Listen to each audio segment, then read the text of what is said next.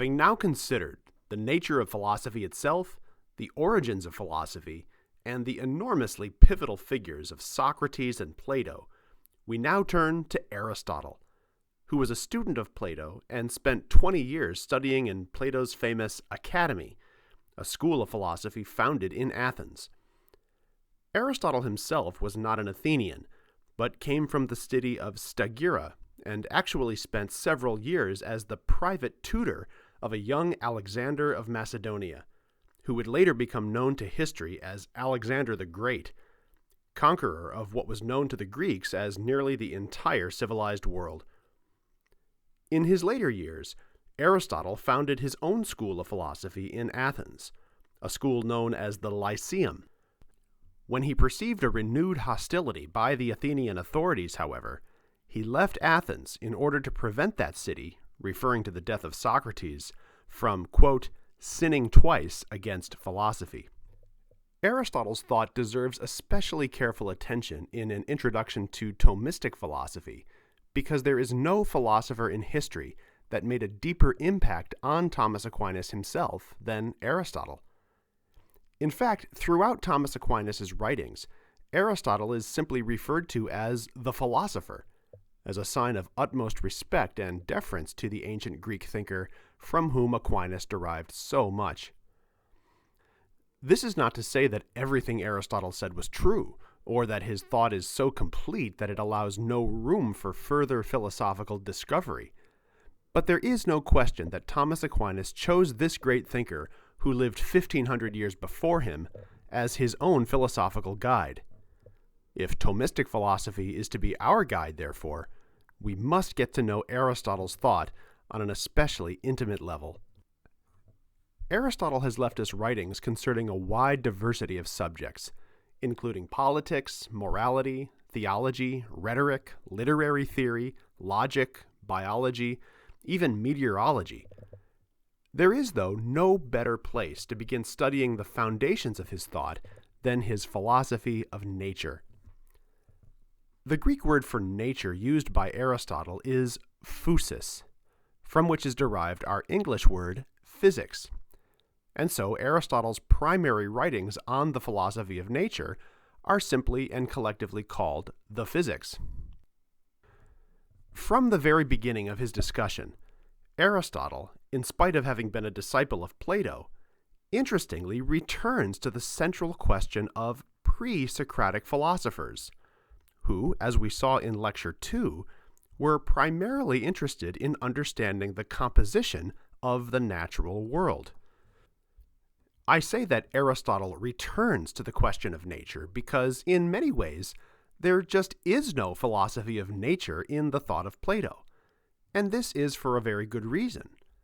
As we recall from Lecture 3, Plato argues that the physical world that we apprehend with the five senses cannot, properly speaking, be the object of human knowledge. Knowledge is only, according to Plato, of the forms, in which, to be sure, physical things participate, but which are metaphysically distinct from the world of natural things we perceive with the five senses. But Aristotle's view is different. The natural world, in and of itself, can be the subject matter of our knowledge. But in order for us to understand nature correctly, we must go about it very differently than the pre-Socratic philosophers did. The philosopher that Aristotle singles out from the outset is Parmenides. Remember that Parmenides reduced everything that exists in the natural world to the single principle of being. This meant that for Parmenides, the differentiation and change we think we perceive in nature really is just an illusion. There are no different kinds of beings. There is, for Parmenides, just being. Nothing, moreover, ever comes into being or goes out of being. And so Parmenides believes that there is no such thing as change. Parmenides' strange and counterintuitive teaching was, if we recall, his attempt to solve the problem of the one and the many. As all the pre-Socratics wanted to know, how can you reduce the world into its single most basic element so as to understand it, but still explain how that element changes form and is found in the different kinds of things we perceive? Parmenides' solution to that problem was then simply to deny that there is differentiation or change at all. But as Aristotle explains, Parmenides' solution is deeply unsatisfying, not only because his answer to the question is wrong, but because his method of answering it was flawed.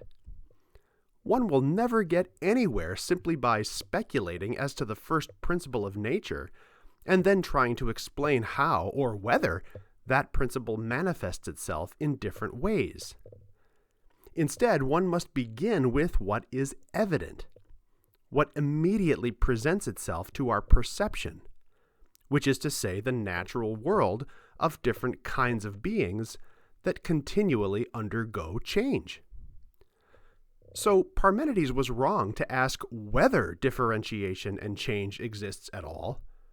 What he should have done is to begin with the realities of differentiation and change, and then proceeded to come up with an explanation as to how this is possible. Stated differently, Aristotle argues that, for the natural philosopher, change and differentiation is the very thing that requires an explanation. And so, Parmenides cuts his own legs out from underneath himself by denying their very existence. Following that method, Aristotle argues, he will just never get anywhere. So the question is not whether there is change and differentiation, but how there can be change and differentiation, given that we perceive these phenomena all the time. If we remember, Parmenides believed that change was impossible because change always involves something coming from nothing. But as Aristotle explains in his Physics, this is a false premise. Change does not involve something coming from nothing. To make this clear, Aristotle gives us an example of a very ordinary instance of change. Someone acquiring some kind of musical skill, let's say learning to play the piano. As in this example or in any other example of change, Aristotle says, one is always confronted with two contraries. In the case of someone acquiring a musical skill, the contraries are simply non-musical and musical, because the piano student goes from being non-musical to musical.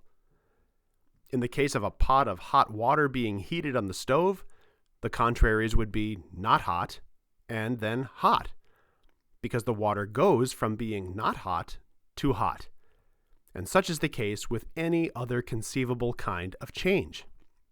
Now, what is crucial to observe about all instances of change, Aristotle says, is that change, in addition to involving these two contraries, always involves something that persists through the change as well.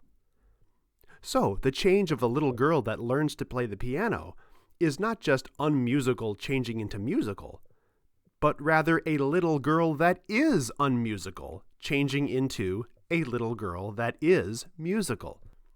Likewise, the water being heated on the stove is not just not hot changing into hot, but rather a pot of water that is not hot changing into a pot of water that is hot. This may seem to the casual observer as simply stating the obvious, but if we think about it, it's actually a crucial point. Aristotle's insight is that, despite the way Parmenides characterized it, change does not consist in one thing blinking into existence and another thing blinking out of existence.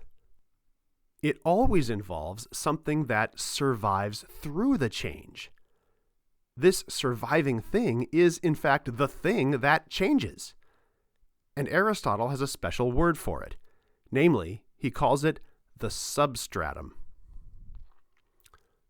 At this point, Parmenides would likely make the following objection. But how can something come from nothing? How can the skill of being able to play the piano come from its complete absence? Even if the little girl persists through the change, where does the skill of piano playing exactly come from? To answer this question, Aristotle would add a new distinction. First, he would insist that the musical skill the little girl acquires does not, in fact, come from nothing. For the change in question to be possible, the skill of piano playing must pre-exist in her before the change occurs. More precisely, the skill of piano playing must be in the little girl potentially. In the same way, before the water on the stove is heated, the hotness is in the water potentially. So neither the little girl's becoming musical, nor the water becoming hot, is an example of something coming out of nothing. But these are rather examples of some potential becoming actualized. Again, the water in the pot is already potentially hot before the change occurs, and the girl is already potentially musical before she learns to play the piano. And of course, not everything is potentially musical. A rock has no potentiality to become musical, and a geometrical figure, for example, has no potentiality to become hot. And so these things would not be subject to the same kinds of changes as the water and the little girl. According to Aristotle, then, Parmenides' inability to explain change is that he didn't understand it properly. It's not something coming from nothing, but it's rather the actualization of some potential in the thing that changes, which again Aristotle calls the substratum. With this account of change having been given, Aristotle introduces yet another important distinction between two different kinds of change: accidental change and substantial change. Both of the examples we've considered so far, the girl becoming musical and the water becoming hot, are examples of what Aristotle would call an accidental change. By this, Aristotle means that the changes that occur don't fundamentally change the substratum, the thing that changes, into an entirely different kind of thing. The girl that learns to play the piano is still a girl, and the water that gets hot is still water. All that's happened is that each of these things have taken on a new property, piano playing and heat, respectively. A property that they didn't have before the change, but, as we saw, was in them potentially. This is why Aristotle would say that these are examples of accidental changes, since the properties that the girl and the water acquire during the change are accidental to what the girl and the water essentially are. This is different from what Aristotle calls a substantial change, which, when completed, yields what we might call a new kind of substance, a new kind of thing. Now, in the natural world, one of the most common occurrences of substantial changes are the coming into existence and going out of existence of living organisms. And Aristotle's terms for such changes are generation and corruption. So, for example, when an animal, let's say a deer, dies in the forest, a very profound substantial change occurs. Unlike the water getting hot, the deer does not survive this change. When the change is over, the deer no longer exists. What exists now is a corpse, the body of what used to be a deer, and what is now simply a mass of unanimated bones, flesh, fur, and antlers. To be sure, this is a much more radical change than any accidental change. But, as Aristotle would be quick to point out, there still exists a substratum. There still exists something that subsists through the change. In this case, the substratum is that very same mass of bones, flesh, fur, and antlers, which, before the change, constituted the body of a living deer, and after the change, are merely parts of a corpse that used to be the body of a deer. Again, we call this a substantial change because once the change is over, an essentially new kind of thing exists, and the substance that existed when the change began no longer exists. Likewise, when a deer comes into existence, we also have a substantial change. In this case, though, what exists before the change are the elements of life itself, the sperm and egg cells of the deer's parents, though Aristotle's limited biological understanding would not have included the egg cell as one of these. At any rate, though, once the fertilization process occurs, and these gamete cells begin to divide according to the genetic information of the new animal, we now have a tiny deer embryo, a new kind of thing, a new substance, which didn't just pop into existence out of nowhere, but which transformed into a tiny embryonic deer from the sperm and egg. To be sure, the little cells, molecules, and atoms that were part of the sperm and egg cells are now, after fertilization, part of the baby deer's little body. And those material parts would be the substratum of the substantial change we're now considering. In the end, though, these substantial changes of generation and corruption still fall under Aristotle's definition of change, considered again as the actualization of some potential. The cells and molecules that make up the sperm and egg cells had the potential to become the cells and molecules that make up the tiny body of the embryonic deer. And after fertilization, that's exactly what they are.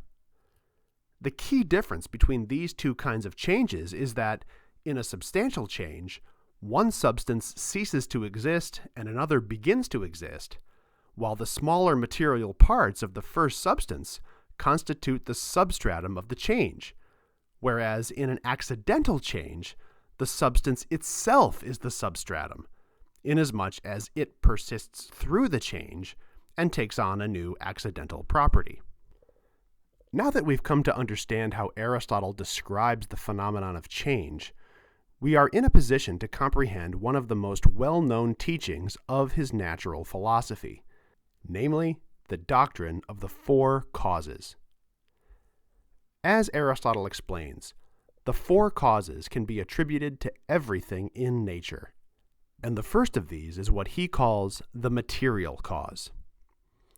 Right away, we should notice a key difference between Aristotle and the pre-Socratic philosophers from whom, in large part, everything was a material cause. Everything, that is, was reduced to a single material principle, whether those pre-Socratic philosophers called it air, water, being, or some indeterminate principle. And as we saw, it was precisely the materialism of those early philosophers that prevented them from being able to explain the world of change. As Aristotle explains, however, we can have a much better understanding of what matter is when we finally realize that matter isn't everything. Accordingly, Aristotle defines a thing's material cause as simply the matter out of which a thing is composed. So the matter of a wooden table is just the wood, and whatever metal pieces might be used to hold the wood together. And the matter of a deer is the bones, organs, fur, and antlers of the deer. In a word, the deer's body. This is also why Aristotle explains that a thing's material cause also serves as the substratum of a substantial change. As we saw, when the deer dies and goes out of existence, the material parts that make up the corpse are the same parts that made up the live deer. Likewise, if I saw up a wooden table and make it into a chair, the material cause of that table, namely the wood, constitute the substratum of that substantial change. The very same wood is now the material cause of the new substance, namely the chair. But unlike what the pre-Socratic philosophers taught, the material cause, Aristotle argues, is not all. There is also what Aristotle calls the formal cause, which he defines as something like the organizing principle of the material cause that makes the matter to be the matter of this or that kind of thing. Think of it this way. In looking at our wooden table, one can easily point to the table's material parts: the legs, the surface, or the bolts and screws holding it together. But you cannot point to the tableness of the table. Tableness is not a material part. And yet, if we're really talking about a table, tableness is a real aspect of that table, just the same as any material part is a real aspect of it. We would call the table's tableness, therefore, its formal cause. The formal causes of living things are even more pronounced. The deer in the forest clearly has a formal cause organizing and animating its body. To be sure, the deer is not merely a collection of bodily parts. If it was, a corpse, which still has those parts, would be just as much a deer as a living deer. But clearly a living deer has something crucial that the corpse does not. And this Aristotle would call the deerness of the deer. That is, the deer's formal cause. That aspect of the deer that makes it to be a deer. That makes the deer's bodily parts to be the bodily parts of a deer and not something else. The formal cause of something, therefore, is nothing less than what makes that something to be the kind of thing that it is. This brings us to the third of Aristotle's causes, what he calls the efficient cause. In some ways, this is the cause most closely associated with what we mean when we use the English word cause, because the efficient cause is whatever brings something into existence. Let's go back to our wooden table. What is its efficient cause? Clearly, we would answer immediately that the table's efficient cause is simply the craftsman or carpenter that made the table. In the same way, the efficient cause of the deer would just be the deer's parents, just as the efficient cause of any animal, including human beings, would be that animal's parents. Likewise, the efficient cause of an oak tree would just be that tree's parent tree that dropped a seed which eventually was fertilized and from which the new tree emerged. Now, what's interesting about Aristotle's discussion of efficient causality is the degree to which, upon reflection, this concept is linked with that of formal causality. Another way we might understand an efficient cause is that which imposes the form upon the matter of the newly existing thing.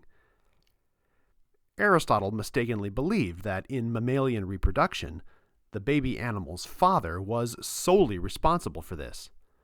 But we can certainly adjust Aristotle's teaching for modern biological discoveries to notice that both parents are that from which their offspring derive their formal causes.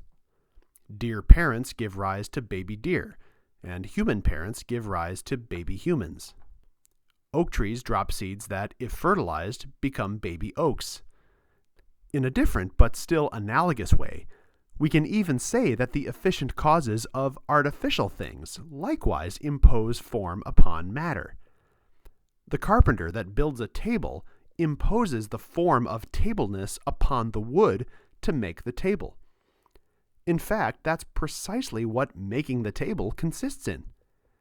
Now, of course, the carpenter is not imposing his own tableness upon the wood, as the male and female deer impose their deerness upon the elements of life itself.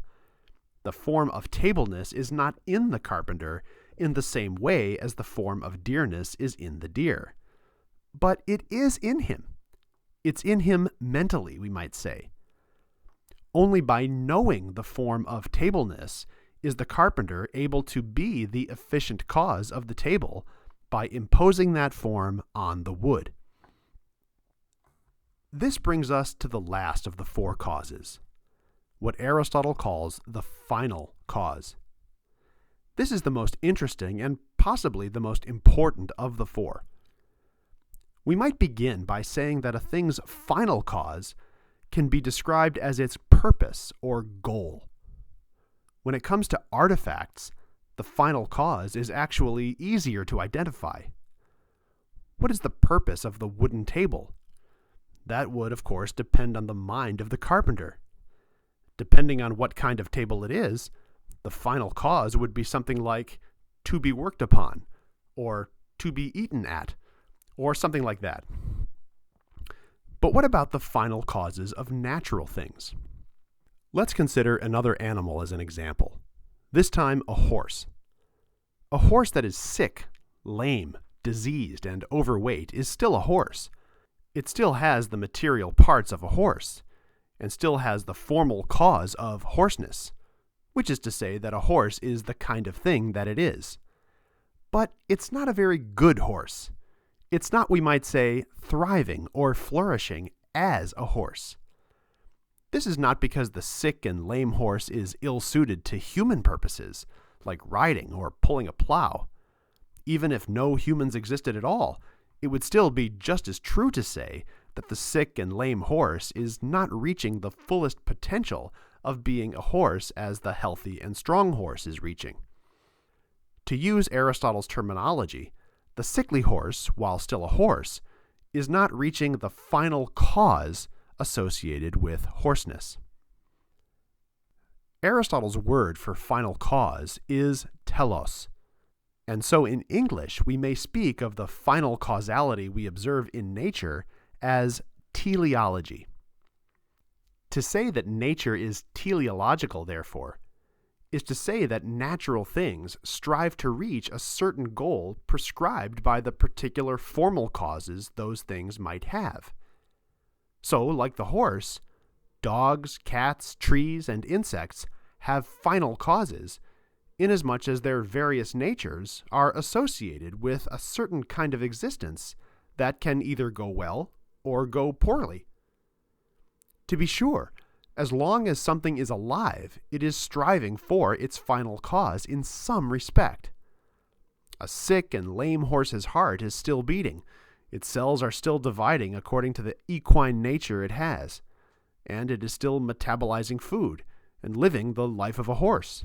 In fact, Aristotle would say that only natural things have final causes in the strict sense. When we refer to the final causes of a table or a chair, in other words, we're only speaking analogically, because the purposes of tables and chairs are not inherent to them. Even after they're constructed, their final causality is not really in them, but rather in the minds of the person using them. As a result, a table constructed by a carpenter has no more natural teleology than a row of trees planted by a farmer.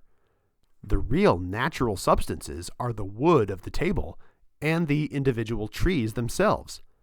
And the fact that those natural substances happen to be cut and hammered into the shape of a table, or planted in a straight line, are, to speak precisely, really just accidental properties of those natural substances. In some ways, then, Aristotle's recognition of teleology, or final causality, is precisely a result of his teaching that nature is not just mechanistic and accidental. When it comes to natural substances, the formal cause precedes the material cause in such a way that the parts are determined by their participation in the whole. The difference between a real dog and a robot that is built to look like a dog and programmed to bark and wag its tail is not just that the real dog is more complex than the robot. The robot does what it does only as an assemblage of parts that its human creator put together to mimic the operation of the real dog. But on Aristotle's view, the robot is not really a substance at all, but rather a collection of substances, or even collections of collections. The real dog, on the other hand, is a single thing, a natural substance, because its parts are what they are and do what they do only because they are the parts of the whole.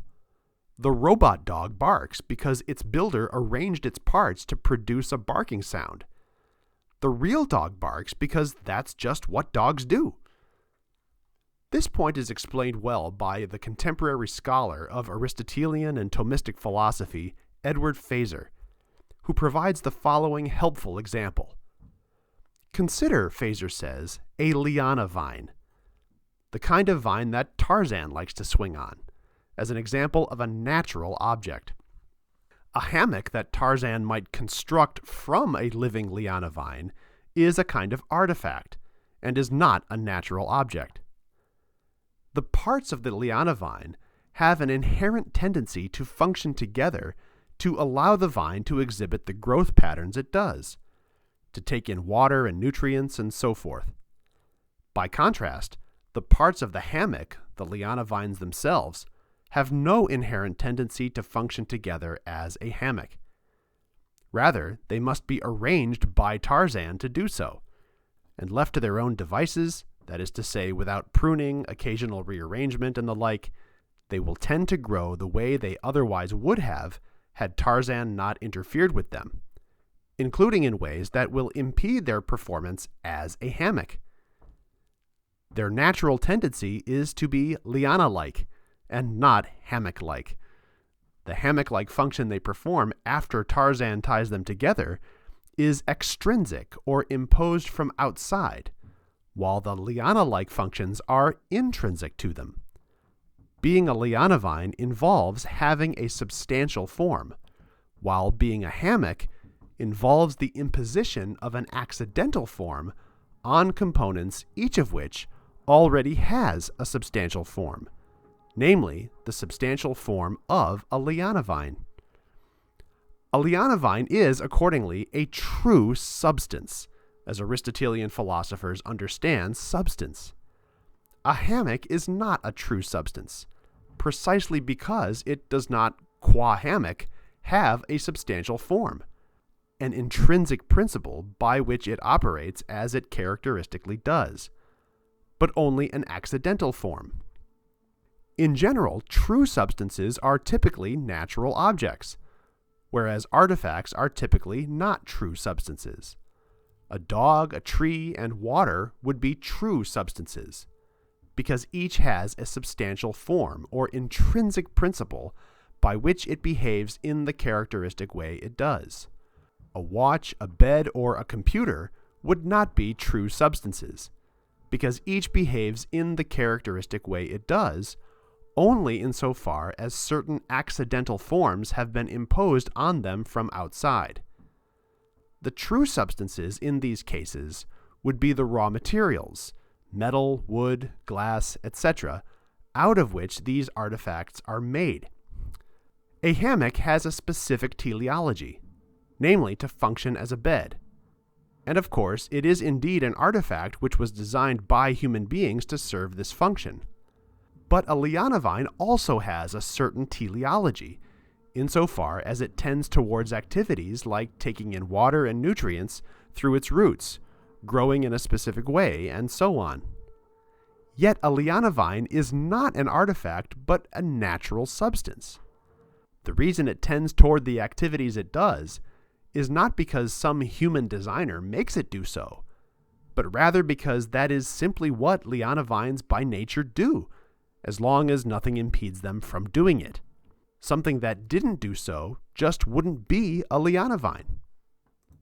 In conclusion, as we reflect on Aristotle's explanation of change and his doctrine of the four causes, we might notice that his philosophy of nature occupies a kind of middle ground between the emphatic materialism of the pre-Socratic philosophers and the radical transcendence of Plato's philosophy.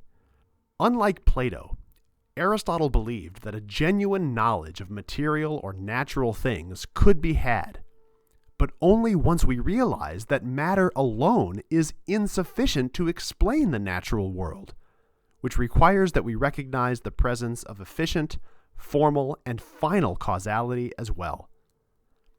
As we will see, this teaching has far-reaching implications for many of Aristotle's other philosophical insights that we will explore later on.